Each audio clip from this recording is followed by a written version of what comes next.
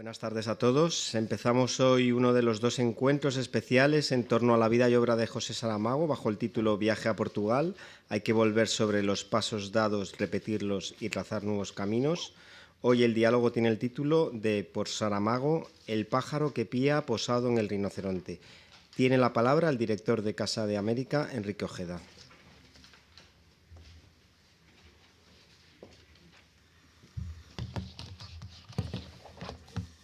Muy buenas tardes, bienvenidas, bienvenidos todos a la Casa de América, bienvenidos al Salón Cervantes de la Casa de América, que ha apropiado que este primer homenaje esta semana al maestro Saramago sea aquí en la Sala Cervantes de esta Casa de América que él tanto quiso. Un saludo muy cordial al embajador de Portugal en España, a João Mira Gómez, a la consejera consejera de Cultura de la Embajada de Portugal en España, Ana Patricia Severino, a todo el equipo de la Embajada de Portugal que nos acompaña hoy, cuerpo diplomático y consular.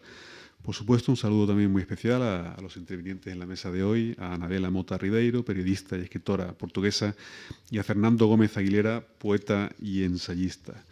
Como ha dicho el director de comunicación de la Casa, Javier Fernó, la mesa, el diálogo, el encuentro, la conversación de hoy es parte de esta doble sesión que tenemos esta semana con la Embajada de Portugal en esta visión, reflexión, revisión que hacemos del maestro Saramago y de su obra.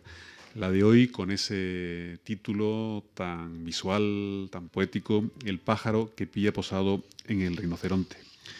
Al cumplirse el centenario del nacimiento del maestro Saramago, la Casa de América, en colaboración con diversas instituciones, en este caso con la Fundación José Saramago, siempre por supuesto con la Embajada de Portugal en España, también con su Instituto de Cultura y el Instituto Camões, hemos preparado un largo, diverso, variado, queremos también que ambicioso programa de recordatorio, de reconocimiento al maestro Saramago. Coincide además este centenario del nacimiento de Saramago con los 30 años de la Casa de América. Cumplimos en este 2022 3 décadas intentando acercar América Latina y España, intentando reflexionar siempre y reforzar ese vínculo iberoamericano que nos vio nacer hace ahora 30 años, que tanto defendemos, que tanto reivindicamos y que el maestro Saramago siempre también defendió en todas sus novelas, sus ensayos, conferencias, escritos, ese mundo iberoamericano que reivindicamos siempre. Por eso han coincidido, se han alineado esas dos conmemoraciones, 30 años de la Casa, 100 años del centenario del maestro Saramago. Hemos hecho muchísimas actividades al respecto, lo vamos a seguir haciendo. Quisiera destacar especialmente la presentación del libro autobiográfico del maestro Saramago, un recorrido a través el recorrido de su vida, de su obra, a través de una serie de fotografías. Muchísimas de ellas mostraban esa vinculación especial que el maestro tuvo siempre con América Latina, no solo con la literatura o las literaturas iberoamericanas, sino también con sus países, con sus sociedades, con sus ciudadanías. Antes de esta conferencia estábamos hablando con los intervinientes de que hemos podido conocer esa pasión que despertaba siempre el maestro en América Latina. Yo me tocó verlo en algunos países de América Latina, ellos también lo vieron en otros, y pudimos ver no solo esa atracción de su obra literaria o ensayística, sino el Saramago ciudadano, el Saramago intelectual, en el mejor sentido de la palabra, ese que siempre su trabajo lo proyectaba para ayudar a construir una sociedad, una ciudadanía, un mundo, por lo tanto, mejor. Esa idea es, por lo tanto, la que tenemos en Casa de América. Encantado de hacer esas colaboraciones con la Embajada de Portugal, con la que tenemos una magnífica relación. Les emplazamos, como hemos dicho, esta es la primera de una doble jornada esta semana. El jueves que viene tenemos la segunda, así que siempre bienvenidos a la Casa de América, que por supuesto fue la casa del maestro Saramago siempre, estuvo aquí en incontables ocasiones, en la casa de todos ustedes, de todos los que queremos y los que queremos reforzar ese mundo iberoamericano. Muchas gracias.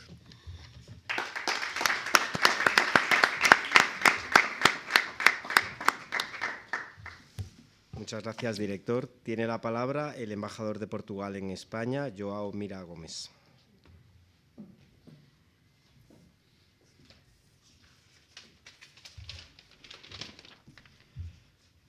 Muy buenas tardes, boa tardes a todos. En primer lugar, muchas gracias, estimado director, querido amigo, querido Enrique, por acogernos aquí en la Casa de América. También agradecer a los autores, a Anabela Mota Ribeiro y a Fernando Gómez Aguilera, por estar con nosotros esta tarde. Y también, por supuesto, al editor Feliciano Nova de La Umbria y La Solana. Estamos aquí ya, como fue referido, para hablar de Saramago, con dos autores que tienen dos libros muy interesantes sobre el mestre Saramago, como ha dicho el director de la Casa de América. El de Annabella Pur Saramago y el de Fernando, que tiene este título tan interesante como El pájaro que pía posado en el rinoceronte, ¿no? Todos nosotros nos recordamos el viaje del rinoceronte, ¿no? Y cómo sería un pájaro ahí posado sobre el rinoceronte, que sería un poco el escriba, ¿no? El relator de este viaje tan largo que fue al mismo tiempo tan interesante. Este año en la Feria del Libro de Madrid estamos celebrando el centenario del nacimiento de Saramago, con muchas iniciativas. Ya tuvimos aquí la semana pasada un evento y vamos a seguir en esta asociación con la Casa de América, juntamente también con la Fundación Saramago. Y yo creo que empezamos aquí este año de una forma muy simbólica, porque el día 25 de abril, que es el día de la Revolución de los Claveles en Portugal, el presidente de la República Portuguesa estuvo aquí en Madrid para ir al Instituto Cervantes para asistir al depósito en la Caja de las Letras de un legado de Saramago. Mañana mismo, Annabella con Joana Bertlu nos van a hablar de Los hijos de la madrugada, que también es un poco el relato de esta revolución hace 48 años. Tenemos mucho más en este marco de las conmemoraciones de Saramago. En la Feria del Libro tenemos también un stand sobre el viaje a Portugal, porque es un libro también muy importante de Saramago. Y este viaje a Portugal nos dio la oportunidad de también promocionar un poco lo que son los roteros literarios de distintos escritores portugueses, que yo creo que es muy interesante visitar. Pero hoy estamos aquí para escuchar a Annabella Mota Ribeiro y a Fernando Gómez Aguilera, y yo creo que nos van a hablar un poco de Saramago también como persona, no solamente su obra, pero también como persona. Además, Pilar ha dicho que el libro de Fernando es la prueba que José Saramago y Fernando nunca fueron islas, y también de que la isla de Lanzarote, por la intervención constructiva de ambos, es un continente poblado por la experiencia lectora de muchos hombres y mujeres del mundo. Yo creo que en realidad es un día muy particular, porque es esta visión sobre el mundo, es esta visión sobre hombres y mujeres del mundo que estamos aquí para hablar hoy, que es también un poco lo que la Embajada quiere promocionar. Yo creo que es sobre todo lo que escritores tan importantes como Saramago pueden dar a los dos países de la península ibérica. Es esta mirada sobre el mundo, esta mirada sobre América, Iberoamérica o América Latina, como decimos nosotros. Muchas gracias por vuestra presencia, y ahora la palabra es a los autores. Gracias.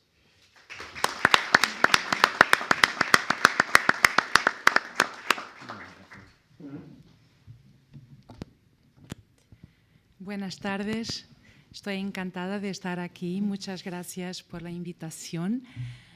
Voy a hablar mi mejor portuñol.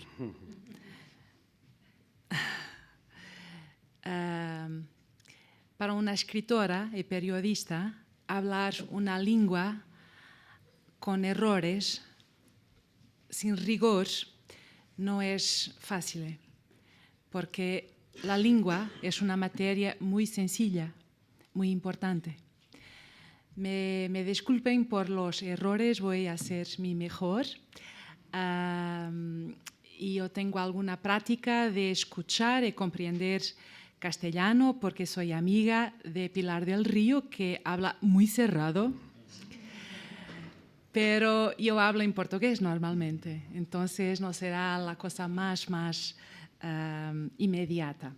De cualquier modo, estamos aquí para hacer lo más importante, que es celebrar la obra el hombre Saramago, que admiramos muchísimo, cuyo impacto en nuestras vidas se repercute, se siente de una manera muy, muy viva. Sobre la importancia de la lengua, para mí el ejemplo máximo de eso es el discurso de aceptación del Nobel, cuando Saramago dice: el hombre más sabio que yo he conocido es un hombre que no sabía leer ni escribir. Aquí hay una distinción importante entre el saber y la instrucción. Hay de cualquier manera un reconocimiento de las palabras, de lo que significan las cosas y cómo lo decir en palabras. Un gran ensayista portugués, Eduardo Lourenço, dice a Saramago: tu vida es un milagre. Y sí, es un milagre que un hombre que ha comprado sus primeros libros a los 19 años con dinero emprestado de amigos, se ha convertido en el primero y único premio Nobel de la literatura en portugués. Esto es un milagre. Este hombre se ha hecho en torno de las palabras en las bibliotecas. Entonces, para empezar, es una forma de decir gracias. Encantada que estoy de poder hablar con una persona que estimo muchísimo, Fernando Gómez Aguilera, que me ha ayudado mucho en la construcción de mi libro Por Saramago. Mi libro tiene 2 entrevistas a Saramago, una entrevista a Pilar, un texto a partir de la casa de Lanzarote, donde estuve 3 semanas. Mi habitación era sobre la biblioteca. ¡Qué privilegio! Después, un otro texto es sobre la acogida de Saramago a México. Y pude ver una cosa que llamé de un amor táctil, porque era un querer tanto a Saramago, que no era simplemente una cosa intelectual, parecía una cosa que necesitaba de expresar con lo cuerpo. Eso ha sido hace 7 años, una cosa así. Saramago no estaba ya con nosotros. Después de este libro tiene fotografías de Estel Valente, una fotógrafa portuguesa que ha visitado la isla de Lanzarote y ha registrado también en la Fundación Saramago los objetos y el ambiente de Saramago, y después a un posfacio maravilloso ensayístico de Fernando Gómez Aguilera, a quien agradezco siempre muchísimo su colaboración en ese libro y sobre todo su trabajo de comprensión y de análisis de la obra de escritor, que es como una semilla para nosotros pensarmos más y más este legado de Saramago. Entonces. Muchas gracias. Un placer. Buenas tardes. Muchas gracias por su presencia. Muchas gracias a la Embajada de Portugal. Muchas gracias, embajador Ana Patricia. Muchas gracias, director de Casa de América. Es un placer. A mí me gustaría también, tomé una nota, comenzar compartiendo una cita de otro titán de las letras portuguesas que ya ha referido Anabela, que es Eduardo Lourenço. Me gustaría comenzar con esa cita, si puedo buscarla en mi teléfono, porque expresa muy bien algo que siento en este momento. Decía en una comunicación de Eduardo Lourenço en la Universidad de Chile en 2001, un texto maravilloso, publicado, texto breve, sobre Portugal, y comenzaba reflexionando y decía que Portugal se vive por dentro como una especie de aislamiento sublimado y que al mismo tiempo se vivía por fuera como el ejemplo de los pueblos con vocación universal, ¿no? hasta el punto, decía, de haber dispersado su cuerpo y su alma por el mundo, ¿no? Esta es una mitología recogida también por Camões, ¿no? Y de la que se hacía eco Eduardo Lourenço, ¿no? Y decía además que Portugal había sido el único país que había colocado la esfera armilar en el centro de su bandera, ¿no? Como muestra de esa vocación universal, ¿no?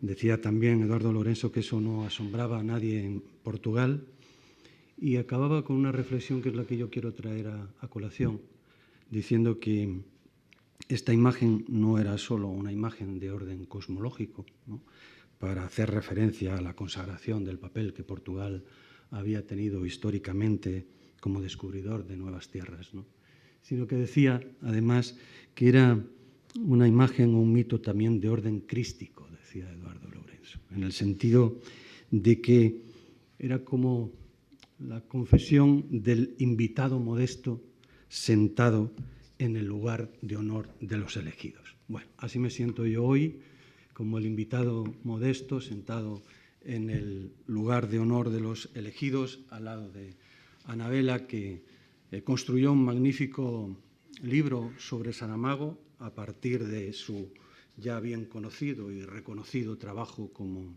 periodista, porque en ese libro, que se centraba en la última etapa de Saramago como escritor, en sus 3 últimos libros, Las pequeñas memorias, El viaje del elefante, Caín, y lo completaba con una visita a Lanzarote, y la experiencia y la emoción de la casa, ese magnífico patrimonio que tiene nuestro país, y que es un magnífico también patrimonio de hermandad entre Portugal y España, la casa de Saramago, que se conserva íntegramente como él la vivió, ¿no? No tenemos siempre esa fortuna de poder gozar del patrimonio sin transformaciones de los grandes escritores, y ahí sí que se puede disfrutar de una manera absolutamente objetiva y también vivencial, ¿no? Y también eso que comentaba Anabela de la recepción y el cariño que todavía se le profesaba en México a Saramago, y que se le continúa profesando en América Latina. En fin, supongo que iremos hablando de percepciones, iremos hablando también de la obra de Saramago, ¿no?, de quién era este personaje extraordinario, del que yo me siento, pues como digo, muy contento de compartir hoy con Anabela, pues su recuerdo, ¿no?, y de compartirlo con ustedes. Un personaje extraordinario no solamente en la literatura, que está reconocido, naturalmente con el premio Nobel, con el premio Camões, con infinidad de premios, sino también con el papel que jugó como intelectual, como hombre público, como ciudadano. Saramago gustaba decir que donde iba el escritor iba el ciudadano. Esto era una declaración de principios para él. Y decía que la literatura nunca podía convertirse en un refugio, en un parapeto, para eludir las responsabilidades que el escritor siempre y en todo momento continúa teniendo como ciudadano, que es mientras vive. Esa declaración de principio que hemos traducido después como un escritor de compromiso, que lo era, a él le gustaba matizar. Esta era una de las preguntas y de los asuntos que se le ponían permanentemente sobre la mesa, ¿no? Saramago, que era un marxista durante toda su vida, desde el año 68 estuvo afiliado al Partido Comunista Portugués. Comunista hormonal. Comunista hormonal, decía, y comunista libertario, decía al mismo tiempo. Es muy importante eso, lo de hormonal y lo de libertario también, ¿no? Porque siempre fue un comunista poco ortodoxo, ¿no? Y él se reivindicó como comunista poco ortodoxo, pero sin nunca renunciar a ese origen. Bien, sin embargo, cuando se le ponía este asunto sobre la mesa, el del compromiso, Saramago siempre matizaba que la literatura no tenía otro compromiso sino con la literatura, y que la literatura nunca era instrumental, que la literatura se entendía y funcionaba, él decía, como un carpintero cuando hace una mesa, y así se construían las novelas. En las novelas tenía que encajar cada pieza, era un artefacto que tenía que funcionar y que tenía una lógica interna, ¿no? Y no se debía nada sino a la imaginación y, eso sí, siempre a la persona que gobernaba el destino de cada una de sus novelas. Y es otro de los grandes temas suyos, el del narrador, que él impugnaba para reivindicar que dentro de cada una de sus novelas, lo que había era una persona, la persona del autor. Y que esa persona, la del autor, nunca declinaba sus responsabilidades ni cuando era ciudadano ni cuando escribía, pero sin hacer una literatura, como decía, instrumental. Y así lo reconoció Anabela Harold Bloom. Harold Bloom, el gran crítico, el constructor del discutido y discutible canon occidental, en el año 2001 visitó Portugal y se le preguntó, cómo no, por Saramago. Siempre la pregunta por Saramago tenía su lugar. Y no dejó lugar a dudas con su respuesta, incluso cuando fue repreguntado también. Comparó a Saramago con Shakespeare, dijo que era Shakespeare contemporáneo, y Bloom completó su apreciación o su respuesta sobre Saramago añadiendo que no conocía ningún novelista vivo, ni en América Latina, ni en América del Norte, ni en Europa, ni en Asia, con la, cito textualmente sus palabras, con la versatilidad de Saramago. Y decía, soy consciente de que Saramago es un marxista, pero nunca ha escrito como un comisario. Esas son sus palabras textuales de Harold Bloom. Dice, y es tan divertido como punzante, ¿no? Recogiendo dos características también esenciales en la literatura de Saramago. Esa ironía, que es el estado puro de una inteligencia inconformista, de una inteligencia que interroga y de una visión escéptica del mundo, claves con las que él siempre se acercó a su comprensión de la realidad, ¿no? Y al mismo tiempo también síntoma de una relación siempre inteligente e incómoda con la realidad, ¿no? En fin, ese Saramago que yo lo vi siempre como un obrero de las letras y un príncipe de la literatura y que en él no disonaba esa convivencia, fue un personaje extraordinario, un trabajador pues, que nunca desfalleció. No sé si ustedes saben que Saramago escribía 2 folios diarios. Escribía 2 folios diarios a doble espacio. Escribía por las tardes, siempre que estaba en casa y no tenía viajes. No escribía más de 2 folios. Y a partir de comienzos de los años 2000 comenzó a escribir 2 folios a espacio y medio. Y decía, me comentaba un día Fernando, estoy escribiendo 2 folios y medio en realidad, de los antiguos, ¿no? A veces se le preguntaba si no era escribir poco y hacía el cálculo racional, como era su manera de funcionar en la cabeza, y decía que hiciéramos la cuenta a lo largo de un año y salían muchos folios si eran folios que no había que tirar a la papelera, ¿verdad? Sí. Muchas cosas, muchas palabras más que todo. Los sentidos de la urgencia. Hay un momento en que Saramago empieza a tener ganas de vivir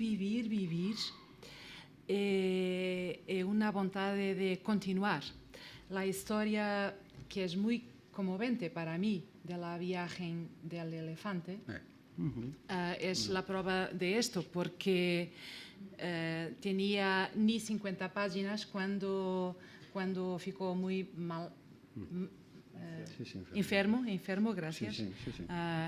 Estaba haciendo una confusión entre francés, malade, Me disculpen. Estuve en París hace 2 semanas hablando de Saramago también en la Nuit de la Literature Européenne. Pero ahora estoy aquí, voy a intentar continuar. Su motivo para continuar vivo era continuar el libro. Pilar dice, lo mantengo un libro para acabar, para finalizar el libro. Y Saramago dice, es bien verdad que 3 meses no era suficiente para finalizar el libro porque el libro tenía ni 50 páginas. Pero para mí lo más increíble es que después de Elefante escribió Caín, que es un libro que tiene una rabia total porque sabe que está a morir y no quiere morir.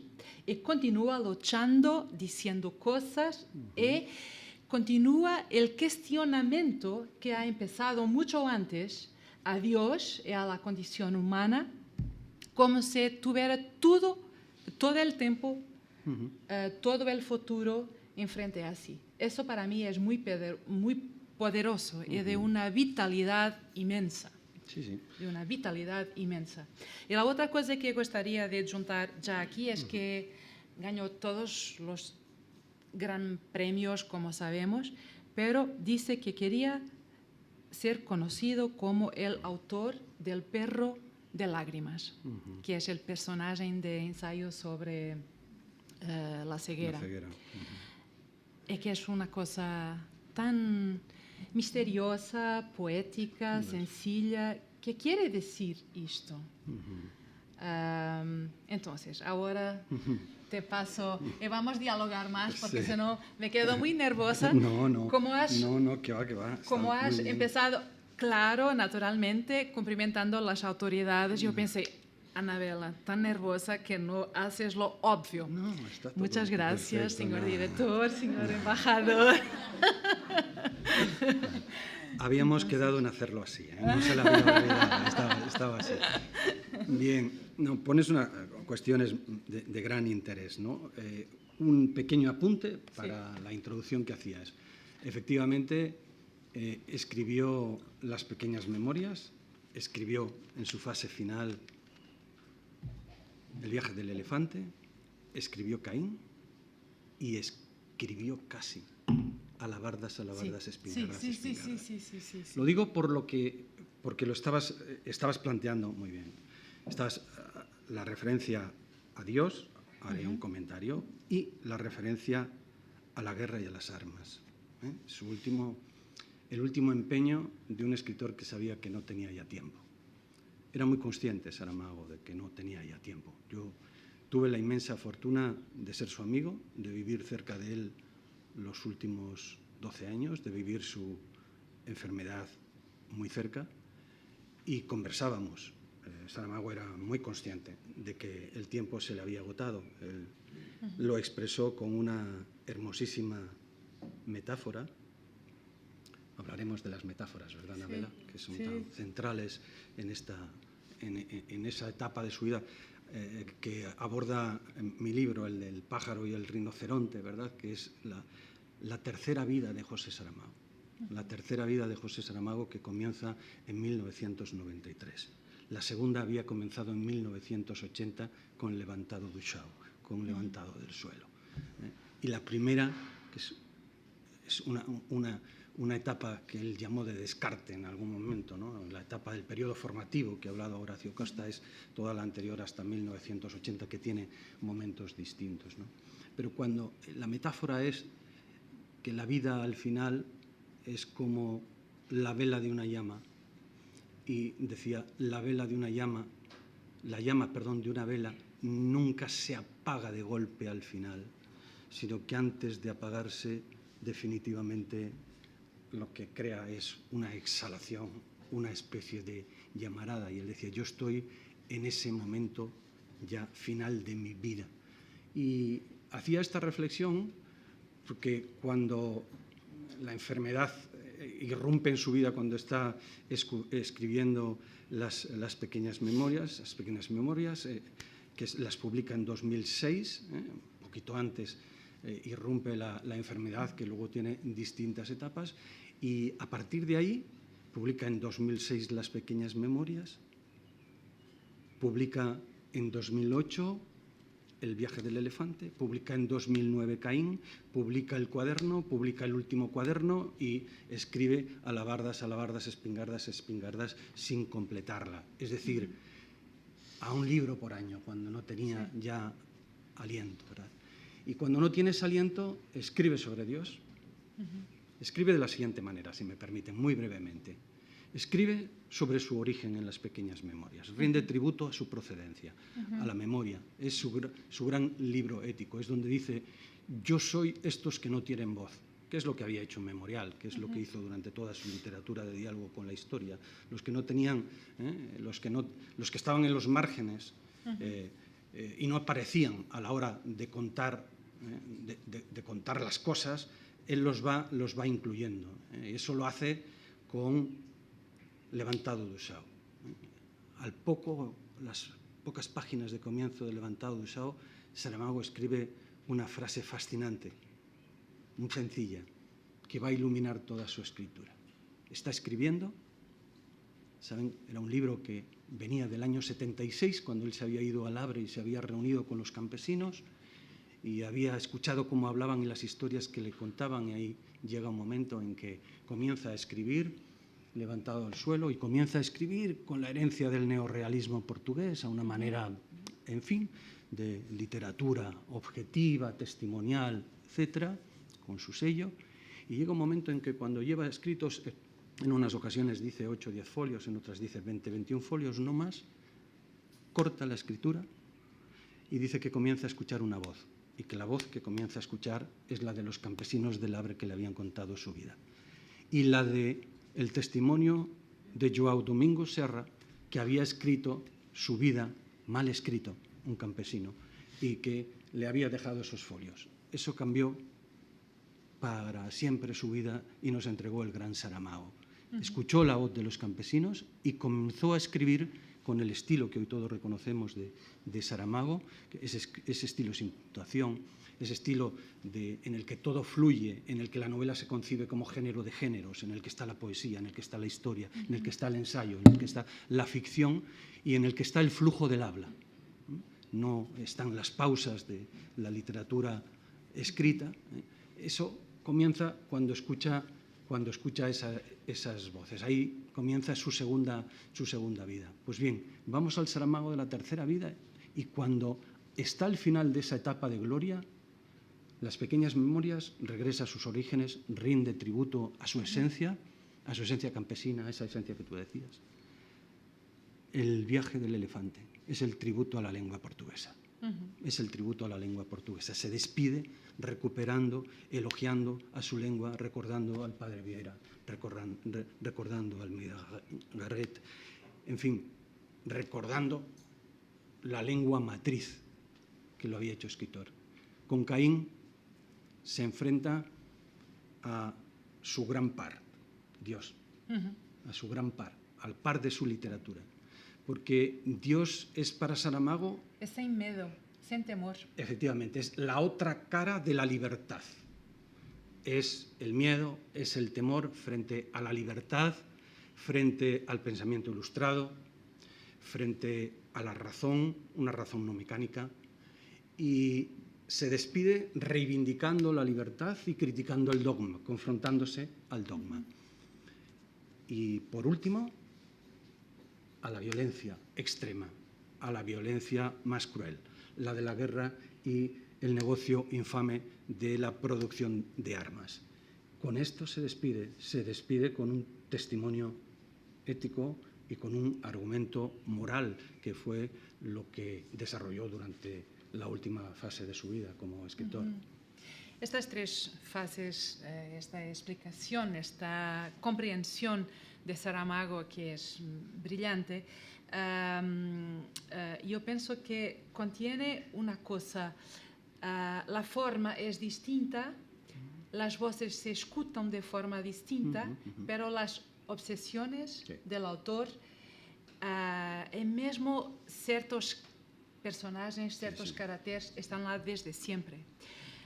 Pilar me ha dado a leer una pieza de teatro que está original cuando estuve en Lanzarote. Me sorprendió muchísimo que podría ser un prenuncio de ensayo sobre la ceguera. Contiene algunos elementos de Claraboia, que ha sido su romance renegado y después publicado mucho más tarde. Entonces pensé, este hombre hace una maturación muy lenta, muy gradual.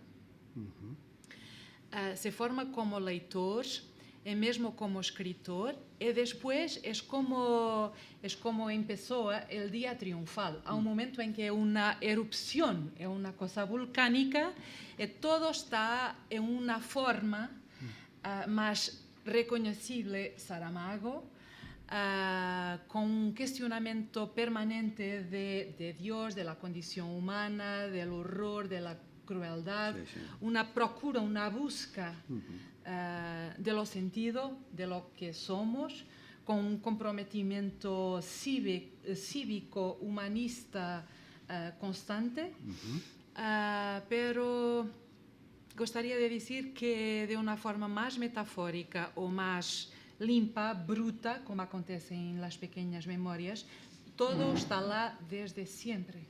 No sé si estás de acuerdo con eso. No se puede decir mejor que como lo has dicho, ¿eh? No se puede decir mejor. Es así. Yo coincido plenamente con esa manera de ver y de leer a Saramago. Luego podemos ver fases, podemos ver, como tú bien dices, modulaciones en la voz, pero son modulaciones de una voz. La voz es la persona, es el escritor, la persona que es el escritor. Y eso, efectivamente, y me alegra mucho además que bucees en un libro como Claraboia. En El pájaro que pía posado en el rinoceronte hay un artículo, un ensayo dedicado a Claraboia. Bueno, digamos que se cuentan las cosas que podríamos contar cualquiera de ustedes. Pero yo tuve la fortuna inmensa de que Saramago, durante más de un año, me permitiera acceder a todos sus archivos, a todo lo que él había trasladado desde Lisboa a Lanzarote. Y además me permitió llevármelo a mi casa, todo, para poder investigar y preparar la exposición a Consistencia dos Oños, que fue luego a Lisboa de la mano del entonces ministro José Antonio Pinto Rivero, y que fue el principio del regreso más sereno de Saramago a Lisboa.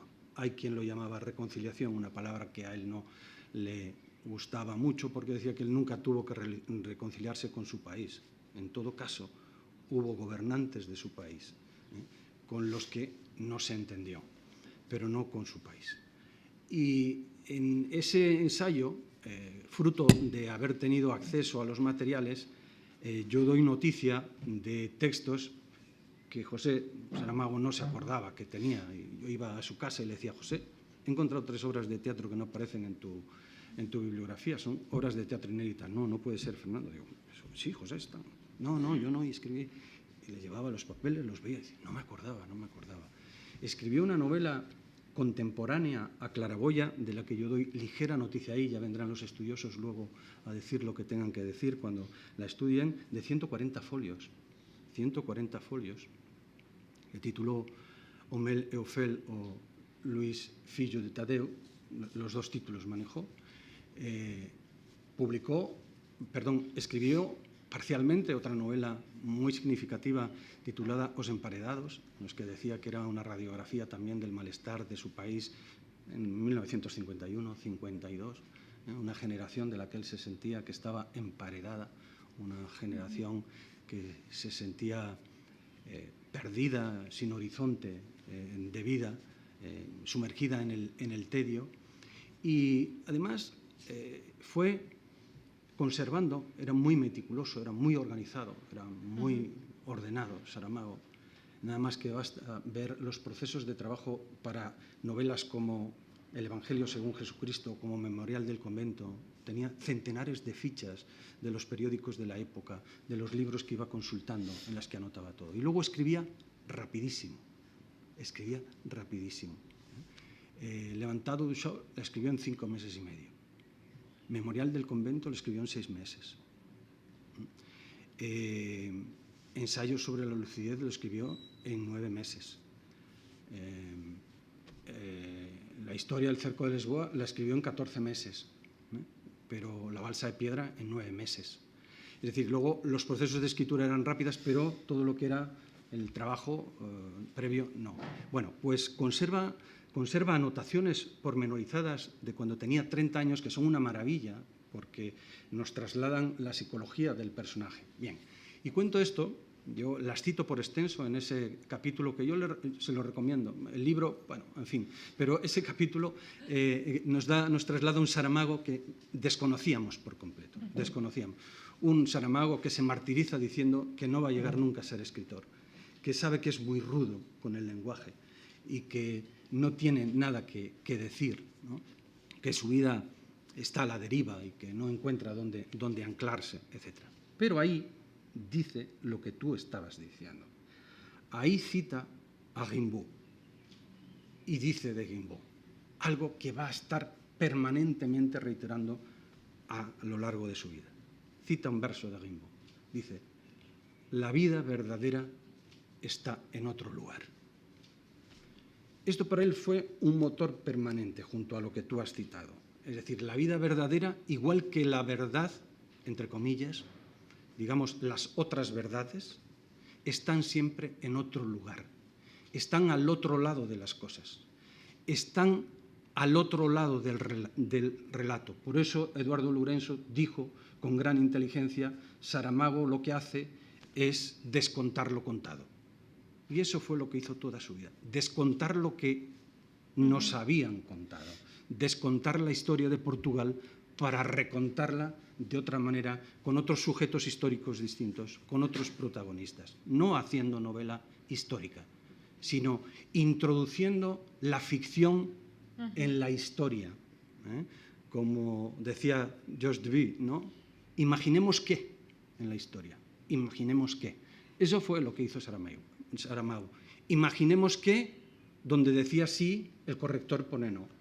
Imaginemos que la península ibérica se desgaja del continente. Imaginemos que la voz es Caín y no Abel. Imaginemos que, efectivamente, la Biblia es una historia mal contada. Sí, y vamos a contarla de otra manera. Es siempre la subversión, que es una palabra que yo asocio de inmediato a Saramago. Es muy subversivo. Sí. Consigo. Es una cosa extraña porque es un comunista monolítico en un cierto sentido y al mismo tiempo está siempre se transformando y se cuestionando a sí mismo. Sí. Y esta oposición de fuerzas, de pulsiones,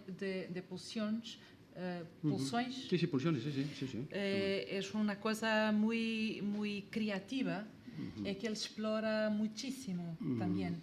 Me gustaría de voltar a ese libro que es una joya, As Pequenas Memórias, porque hablábamos de este libro donde Saramago está todo sin desfase.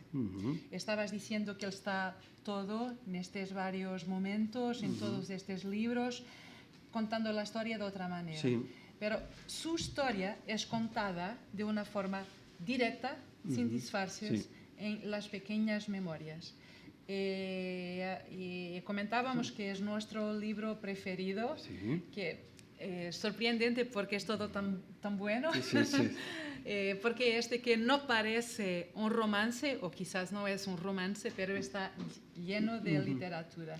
¿Por qué es tu libro de Saramago? ¿Me permites una pequeñita cosa antes de llegar ahí? Sí, y llegamos claro. ahí, para el mismo hilo que tú habías desovillado anteriormente. Yo citaba a Rimbaud, que yo creo que es un verso medular en él y en la metáfora central de Saramago, que es la metáfora del ver. Es la gran metáfora de su literatura. Ver, ¿no? Si puedes mirar, ve. y si puedes ver, repara en lo que estás viendo, ¿no? Eso es lo que, donde centra ahí, ¿no? Es eso, mira, y para ver no se puede mirar por el camino, por el papel pautado, hay que mirar de otra manera para ver distinto y para ver lo que no estaba dentro del relato. Bien, entonces, en Objeto Quasi, en Casi un objeto, si lo traducimos al español, el conjunto de cuentos que publica en 1978, Saramago antepone una cita de la Sagrada Familia, de Marx y Engels, y dice, en el 78, es el desarrollo que va a tener luego en Ensayo sobre la ceguera, por ejemplo, ¿no? Dice, si las circunstancias son las que forman al ser humano, entonces formemos humanamente las circunstancias. Esto es Ensayo sobre la ceguera. Y él dice que Ensayo sobre la ceguera, el antecedente está en los cuentos de Objeto Quasi, ¿no? Y efectivamente, lo que tú citabas muy bien, Claraboya. En fin, Saramago no es ni un marxista tan monolítico como pudiera verse, yo creo que no. Nada más ver el poder de la imaginación en su literatura. Harold Bloom decía, cuando le preguntaban en esa entrevista a la que yo he aludido, le dice, si Saramago escribiera como un marxista, ¿a quién le iba a interesar la escritura de un marxista? Con toda la razón. Le podrá interesar el pensamiento, pero la literatura. No lo leemos por eso. Lo leemos por la poderosa capacidad que tiene de transformar lo que él llamó un realismo de puertas abiertas. Lo que decía que hacía, un realismo de puertas abiertas. ¿Y cuáles eran? ¿Qué llave era la que abría esa puerta? La de la imaginación, la de la fantasía, la de la literatura, la de la creación, naturalmente, que es de lo que están atravesados sus libros. Bien, los libros, las novelas, decía, se construyen como una silla. No, para nada, hacía mitología del trabajo del escritor. Decía que un novelista hacía novelas como un obrero hacía sus objetos industriales o un artesano los objetos artesanales, que era un trabajo que había que hacer y que había que intentar hacerlo bien, ¿no? Y al mismo tiempo que decía eso, era capaz de generar grandes alegorías, de generar grandes metáforas, porque decía que vivíamos en un tiempo en el que la abrumadora información, sin entrar en la calidad, que recibimos, lo que había hecho era desactivar los relatos de la realidad.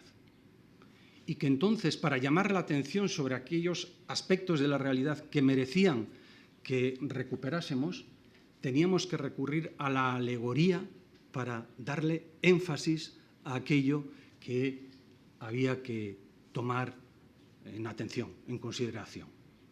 Y por eso construyó esos relatos tan fantásticos de su escritura alegórica de esa tercera vida suya. Pero no ocurre eso en las pequeñas memorias. Pero no ocurre eso en las pequeñas memorias. En las pequeñas memorias, yo creo que lo digo también en el libro, fue mi impresión lectora, y lo que yo escribo son impresiones de lector, no son análisis de profesor. Mi formación es filólogo, pero profesor de literatura he sido durante mucho tiempo, hace muchos años que ya no lo soy, pero no ese es el punto de vista, sino es el punto de vista de un lector que además compartió pues, la amistad con el escritor y que dialoga también con otras ideas que no son las literarias, que son las sociales, las políticas, etc., ¿no? Y en las pequeñas memorias, Saramago lo que hace es despojarse de la literatura para entrar en la vida. Para entrar en la vida, para rendir tributo al origen, a la memoria y a los que él siempre se debió. Entre otros, como creo que comentábamos antes, al niño que fue. Y en las pequeñas memorias dice que se siente muy orgulloso de haber vivido, por lo menos así lo creía él, sin haber traicionado nunca al niño que fue. Y que no estaría mal, que nosotros, cada uno de nosotros, fuera por la vida llevando de la mano a la niña, al niño que fue, porque sería una referencia ética que probablemente no necesitara de más catecismos para mejorar este mundo que ciertamente él no lo veía con muy buenos ojos ni con un rumbo atinado. Yo pienso que están en las pequeñas memorias cosas muy importantes en el universo de Saramago.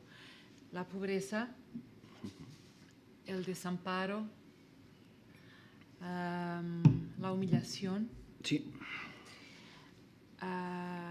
mesmo una violencia física, una de las imágenes más terrible. horribles, pero él lo escribe, lo revela. Es de un abuso cuando otros rapaces, Otros niños, otros ¿verdad? niños han Cogen un alambre, ¿verdad? Y se lo van a introducir por la uretra. Y él recuerda esto y recuerda la violencia también familiar Sí, que vivió, sí. ¿no? En los episodios. Sí, no hay disfraces, ciertamente. Sí, pero esa cosa es una violencia sobre su cuerpo inocente, es sobre su órgano sexual, no sobre su sexualidad, pero Sí, sí, sobre el cuerpo, sí, sobre sí, el cuerpo la materia sexual. del cuerpo, ¿verdad? Sí. Esto es una cosa que son los terrores de la infancia, que están soterrados y que los grandes criadores, de una forma sublimada, trabajan más tarde. Estás muy bien visto, yo estoy de acuerdo, sí. Y también, de un otro plano, la humillación por la jerarquía social, por lo excluir de andar a caballo, caballo, perdón, sí, sí.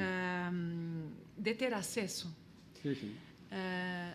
Todo esto son formas de exclusión, de pobreza, de violencia y de cosas que este niño ha vivido y que mucho más tarde, casi a llegar al fin, dice, yo vengo de aquí. Sí, sí.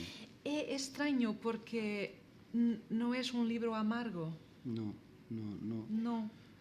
No es un libro raiboso, es un libro triste. Y Triste. muy poético también. Sí, Es es un libro triste con lo que ha perdido. Al mismo tiempo no tiene la raiva, la zanga que otros libros tienen. Esto no es un motor de zanga Sí, sí. Quiero decir, esto es un motor, pero no es un motor de zanga y de rabia. Es una otra fuente. Es una Sí, fuente sí. de sensibilidad y de humanidad. Sí, sí. Esta es mi interpretación. No sé Yo creo que todo eso está. La humillación y también el hecho de que socialmente, pues Saramago hasta 1980 en el ámbito literario portugués no contaba. Sí. No contaba, Sí. aún trabajando desde 1955 en una editorial y carteándose. Existe un epistolario muy amplio con los grandes escritores portugueses del siglo pasado. Se escribía con todos, con Jorge Sena, con todos. Se escribía con todos. Pero no contaba. Saramago estaba tachado. Era un obrero con la cuarta clase. Efectivamente, ¿no? Hasta mucho tarde esto se repetía. Siempre. Y él lo sabía, además. Sí, Lo sabía porque sí. se lo hicieron ver, ¿no? Se lo mostraron. Eso él no lo olvidó, nunca. Y de pequeño, Saramago tenía un problema de vocalización. Era un poco tartamudo. Y de hecho, en el ambiente literario portugués de los 70 se le llamaba Saragago. Y eso él lo vivió también como una humillación, ¿no? Sí. Por consiguiente, yo estoy de acuerdo con esa apreciación casi psicoanalítica que estás haciendo, porque creo que los escritores escriben por obsesiones. Por eso se escribe siempre, en general los creadores, no los escritores, pero los creadores son grandes personas obsesivas, ¿no? De ahí extraen, luego vinculado al talento que tienen para hacer creación, arte, con ello es de donde sale pues la magia de las grandes obras, ¿no? En el caso de Saramago estaba eso, la tenacidad del trabajo, que lo tuvo durante toda su vida, como he dicho, el talento y lo que decía y lo que decía Lorenzo, y el milagro, las tres cosas, ¿no?, que se necesitan siempre en la vida, pero el trabajo, el talento y el milagro son los que dieron ese resultado. Por lo tanto, yo sí creo que la humillación y el rechazo social han tenido peso en su escritura, sí, y está de alguna manera en las pequeñas memorias, al mismo tiempo que está también la otra parte, la amable, ¿no? Es ese tributo tan extraordinario que él rinde a un personaje como su abuelo, a quien tú nombrabas al principio, ¿verdad? Al abuelo Jerónimo, Jerónimo Melriño, ¿no? ¿Verdad? Cuando a las personas les ponemos nombres distintos, sí. Todos tenemos nombre, cuando las convertimos en cifras o en fechas es peor, no nos entendemos. Decía Saramago que la historia de la humanidad era la historia del desencuentro con Dios. Me recordaba esto lo del nombre, ¿no? Decía, ni nosotros le hemos entendido a él, ni él nos ha entendido nunca, ¿no? Dicho de una manera... y decía que la constatación de la inexistencia de Dios éramos los hombres, ¿no? Éramos la prueba de que no existía Dios, los seres humanos, En fin, estas... Otra cosa, yo leí recientemente un ensayo de Fernando Gómez Aguilera sobre el ensayo sobre la ceguera para me preparar para la conferencia de París. Y había una mención a la pintura de Bruegel, los ciegos de Bruegel. Saramago decía... Esto es la prueba, esta pintura es la prueba de que Dios no existe. Es la queda de los ciegos, porque el conductor es también ciego. Sí, ciegos guiando ciegos. Ciegos guiando ciegos. Guiando ciegos. Sí. Al contrario del ensayo sobre la ceguera, donde hay una persona que ve, que es la mujer del médico, que guía. Hay ese conforto, hay ese amparo femenina. Para una figura femenina para estos ciegos en la novela de Saramago. Dios es una obsesión, pero gustaría de hablar de una otra aparición. No es una obsesión, pero es una aparición permanente, que son los animales, que son tal vez... una forma también metafórica de decir muchas cosas. La pasarola bueno. es un pájaro, claro, pero tenemos el elefante, el perro, lagarto verde, en el final de las pequeñas memorias, como una forma de señalizar el fin de la inocencia. Nunca más ha visto el lagarto verde. Y me interrogo qué quieren... Saramago en su vida en Lanzarote con Pilar tenía 2 perros, Camões y Pepe y Greta también, Greta, ¿no? Y Greta eran 3. Camões, Pepe y pero ¿qué representan los animales en el imaginario de Saramago? ¿Qué piensas? Bueno, yo no sabría decirte muchas cosas, pero sí... rinoceronte, pájaro. Pero sí me gustaría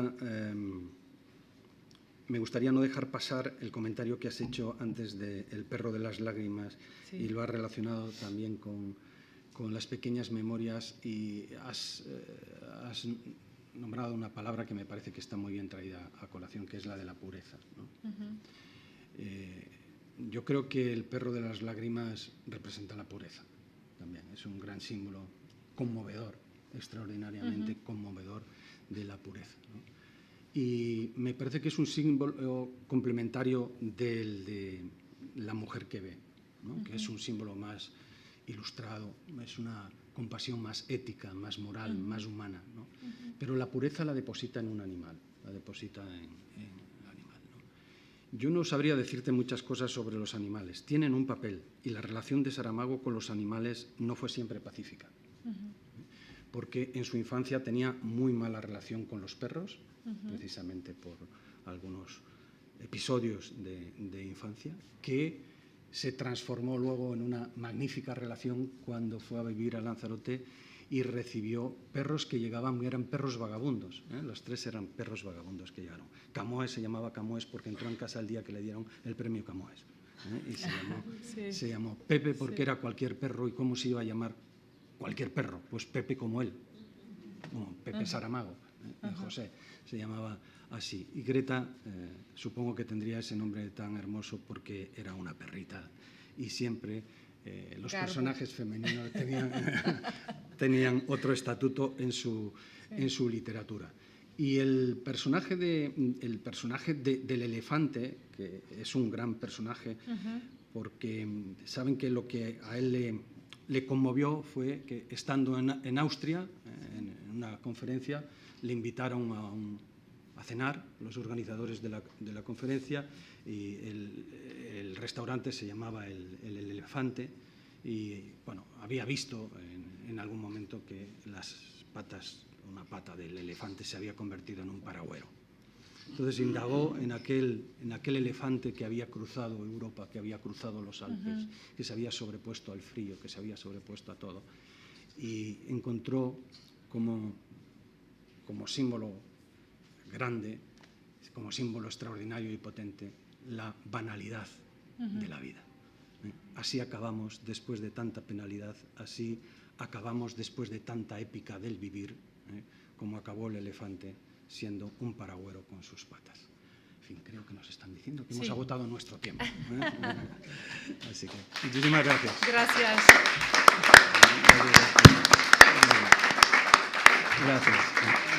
Gracias. Estupendo.